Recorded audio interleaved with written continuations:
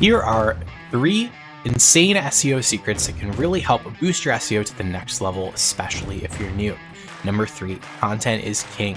Google and other search engines prioritize websites with high quality and relevant content. Content is blog posts and text on your website. You need to make sure you're updating your website with fresh informational content that helps searchers.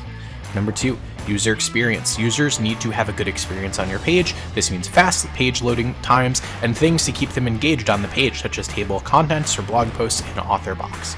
And number 1, focus on long tail keywords in the beginning.